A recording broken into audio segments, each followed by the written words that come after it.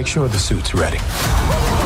Tell me I don't make your old gear look brand new. Who's saying that? Everybody. Mr. Ramirez, thanks so much for taking the time. Absolutely, man. Nice kicks. Thank you so much. I tried to be all American up. What's up? Do you ball? A little bit here and there. Pick up, no pro. Okay, fair enough. That's why I'm here. Yeah. Anyways, we've heard so much about Anthony's story of getting the shield. You know, going to Chris's house, getting the call and all that, thinking he was going to die. What's the Falcon story? Falcon story. Well, there's several because I feel like I've gotten the call for it, and every time it feels as new as the first time. But for the first audition, actually, I only auditioned one round, and they gave me fake dummy sides. And I was like, well, I hope no one knows that I've already done the Marvel thing prior, so I was on the Gifted. And I told my team, I'm like, let's not say anything until, just in case they ask. And so I went, I auditioned, I did these 3 scenes, and, I had prepared, 10 different ways to do the scene. And so I show up early, and I do my version of it, and they're like, well, we got time to kill. Do you have any more versions of it? I'm like, you asked the wrong person. I got many. And so we went, and for the next 10 minutes, I did the other versions, and 3 days later, they called me, and just like that, it was like a bucket of cold water, because it happened so fast, it was so unexpected. It was 10 days after I wrapped Top Gun Maverick, and so it was like a back-to-back thing, and I was like, wait. Then they called me, and they're like, this is who he's going to be. He's going to be Falcon. And I was like, what? And it felt like a weird thing of having just flown my last F-18 flight, landing, flying to LA with Tom Cruise and Greg Tarzan Davis, and then trying to settle into what I thought the rest of my life was going to be like, and then getting that call to take to the skies again was just insane. So you knew when you auditioned for Joaquin that he was on the trajectory to become Falcon? I knew when they called me. Okay. Because there was a code name for the role.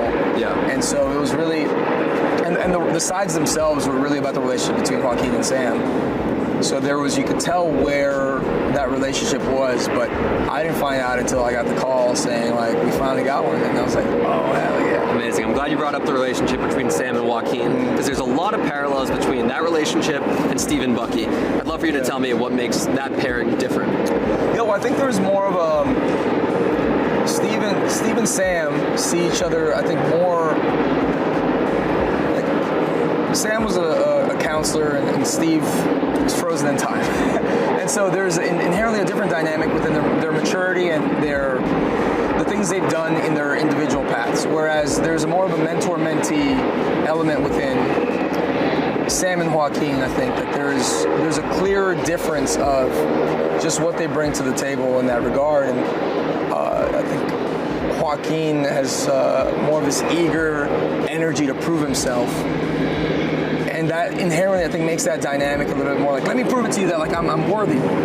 Whereas there's it felt like Steve and Sam were a little bit more with their feet on the ground, eye to eye, whereas here I think there is a little brother, big brother dynamic. And so I was kind of just leaning into that, because in the comics you get to feel that. You feel Joaquin's youthfulness and how much of a little hotshot he thinks he is, and how badass he thinks he is. I was like, all right, let me capture that and put it into this character, because I think that'll put us in some really interesting predicaments.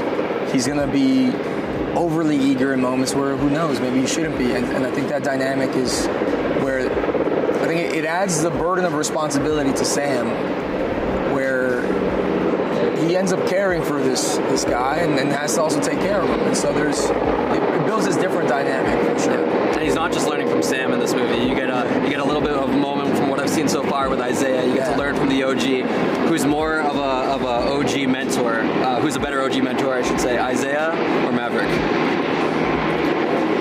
Isaiah or Maverick? Yeah. For both Joaquin and Fanboy. Yeah. Compare the two. Well, I think it'd go Sam, because Joaquin's looked up to Sam from the jump. And so although Joaquin knows his history and knows who the OG Cap is and kind of who Isaiah was from the onset, and there's this respect that's there, I think I'd compare Joaquin and his love for Sam Wilson to Fanboy and Mav. I think Fanboy, also being someone that knows the history of the Navy, would definitely have heard of and has heard of Mav and all the accolades he's done. So it's comparable. I think outright Joaquin has said that Sam is his hero, and so instantly I think I'd go that way. I like that. Has Joaquin looked into any new conspiracy theories about the moon lately? Who's to say? Who's to say? I guess we'll find out. In all the trailer footage we've seen of Red Hulk, nothing I've seen in the movie so far, everything is opposite Sam Wilson and Sam Wilson's Captain America. How does Joaquin feel about that threat of Thaddeus Ross, the President of the United States, turning into this red rage monster?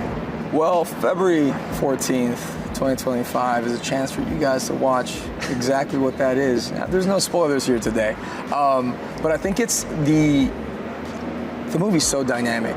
It's Julius from the onset wants to make such an inherently human story, and that has so much depth and empathy, but also the marriage between him and the storytellers that the entire MCU is a perfect marriage, because I think it made us and allowed us to tell such a classic Marvel story, like the ones that you fell in love with back in the day. And so I think a Red Hulk in our film and some of the air-to-air sequences we have and some other badass sequences that we have in there has like allowed us to really make a really dynamic and emotionally impactful film.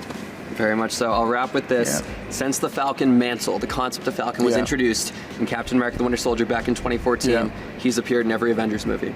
We got him in Age of Ultron at the beginning and the recruitment at the end, Infinity War and Endgame. We got Doomsday next year, and Sam is being tasked with possibly reassembling the Avengers. Do you anticipate Joaquin Torres being on that roster? I hope so. I haven't gotten the call yet, so I always keep my phone near me just in case that call comes, but I hope so. I think I'll pitch myself real quick. I'm just kidding. No, it's an exciting prospect, but obviously anything goes in this world. So hopefully when you go and watch this movie, I think hopefully it gives an answer, but maybe it doesn't. Who's to say? All will be revealed on February 14th. All will be revealed. I think we're only scratching the surface with Joaquin. Danny, thank you so much for your time. Appreciate you. Appreciate you. But I want to make another run at making Captain America an official military position. Work with me, Sam. We'll show the world a better way forward.